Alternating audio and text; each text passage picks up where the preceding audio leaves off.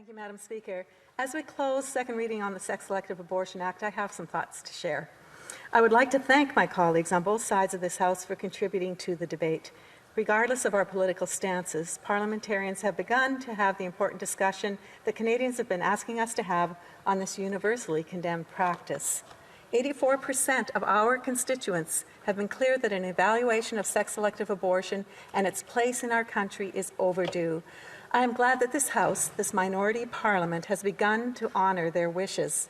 We should not be afraid to have this conversation. Despite claims to the contrary, sex-selective abortion does not fit within a rigid understanding of abortion in Canada.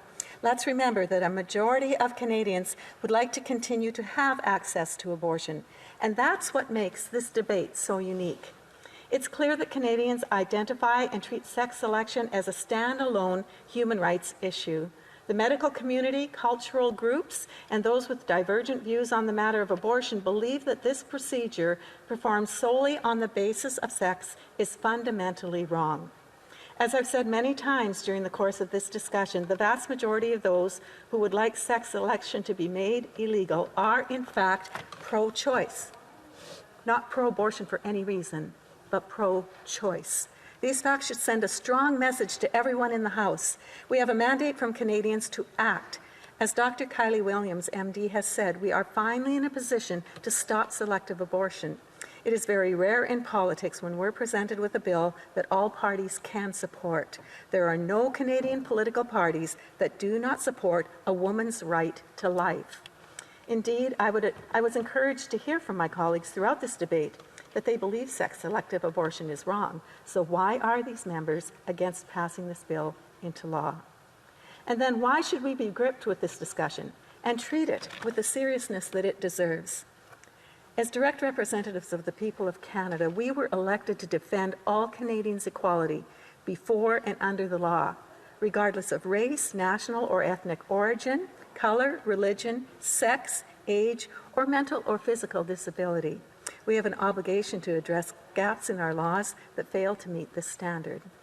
The continued practice of sex-selective abortion is a glaring hole in our laws that denies equal rights to Canadians on the grounds of age and sex at a minimum. It needs to stop, and we have the power to do so. Furthermore, we were each sent to this place to enact reforms that Canadians want. That is a key reason why I introduced this bill, and I'm so proud of it. Poll after poll tells us that Canadians' tolerance for sex selection has run out. Rather than resorting to tired accusations that do not speak to the heart of this bill, we have the opportunity to judge it for what it is. It is a reasonable limit on abortion that forms just one part of a response to the prevalence of sex-selective practices. On this issue, parliamentarians should abandon absolutist narratives on the abortion debate and accept that Canadians have identified a key problem that is in need of a legislative solution. Speaker, I truly believe that this House has taken the first step on behalf of women and girls in addressing a persistent human rights failure. Indeed, as the only democratic country internationally that lacks a sex-selective law, the world is looking at Canada to fill its void. The debate that we have had on this bill will not soon be forgotten by Canadians and the human rights community. But it's one thing to permit a debate to take place. It is an entirely different thing to take the necessary action to rectify the tragedy of sex-selective abortion. This Parliament has the power to make a bold statement in defense of equality between the sexes in the next generation. Canadians are counting on us to make that important decision now so that future generations can benefit from them later. I'm asking my colleagues to continue to honour Canadians' wishes by taking the next step forward and vote in favour of C-233. To me, the choice couldn't be clearer. We can, on one hand, allow divisive politics to continue to obscure this debate and permit the deliberate termination of baby girls to continue duly on their sex, because of their sex.